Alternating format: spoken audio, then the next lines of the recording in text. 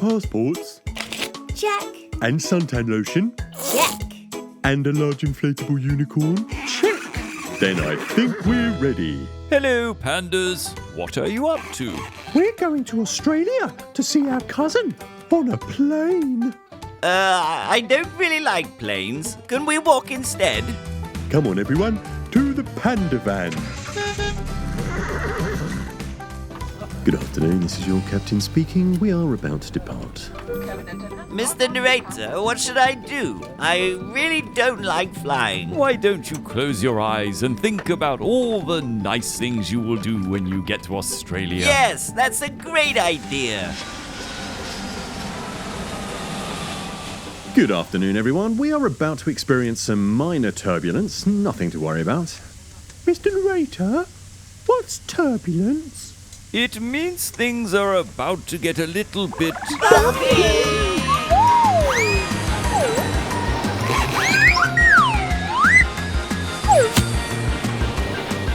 I can't believe it. Look at Rory. He managed to sleep through all that turbulence. Ah, what a lovely dream. Flying is not so scary after all. Rory. Do you know, this reminds me of the time a group of friends set out on a nice, quiet sail together, and then everything went... But wait, I'm getting ahead of myself. Would you like to hear it? Yes, please.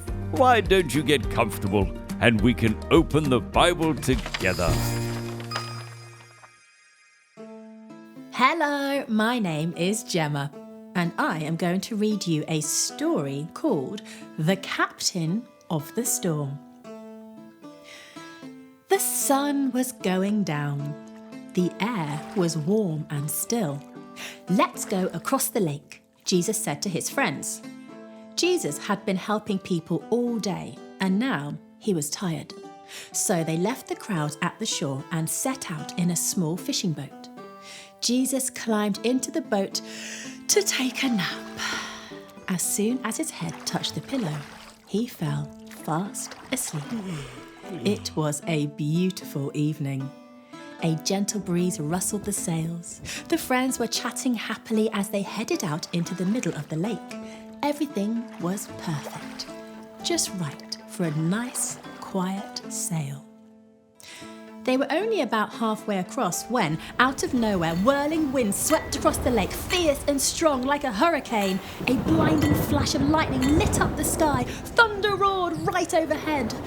The storm blew the water into towering waves that hurled the little boat up, up, up, then sent it hurtling, crashing back down, down, down. The fishing boat was blown and buffeted and tossed and turned back and forth and up and down and left and right and round and round. And in the middle of the storm, Jesus was sleeping. Now, Jesus' friends had been fishermen all their lives, but in all their years fishing on this lake, they had never once seen a storm like this one. No matter how hard they struggled with their ropes and sails, they couldn't control their boat.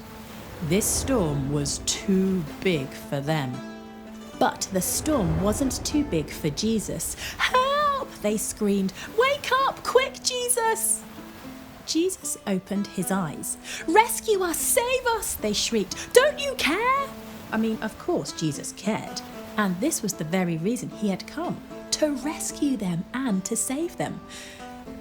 Jesus stood up and spoke to the storm. "Hush," he said. That's all. And the strangest thing happened. The wind and the waves recognized Jesus' voice. They had heard it before, of course. It was the same voice that made them in the very beginning. They listened to Jesus and they did what he said. Immediately, the wind stopped. The water calmed down. It glittered innocently in the moonlight and lapped quietly against the side of the boat, as if nothing had happened. The little boat bobbed gently up and down. There was a deep stillness and a great quiet all around. Then Jesus turned to his wind-torn friends. "Why were you scared?" he asked. Did you forget who I am? Did you believe your fears instead of me? Jesus' friends were quiet as the wind and the waves. And into their hearts came a different kind of storm. What kind of man is this? They asked themselves anxiously. Even the winds and the waves obey him, they said, because they didn't understand. They didn't realize yet that Jesus was the Son of God. Jesus' friends had been so afraid they had only seen the big waves. They had forgotten that if Jesus was with them, then they had nothing to be afraid of, no matter how small their boat or how big the storm. Open the Bible, let wonder fill our hearts. On every page a voice is calling, let wonder light the path. We're a part of God's great story of grace amazing, a world he's changing, a king who's saving and holds us in forever.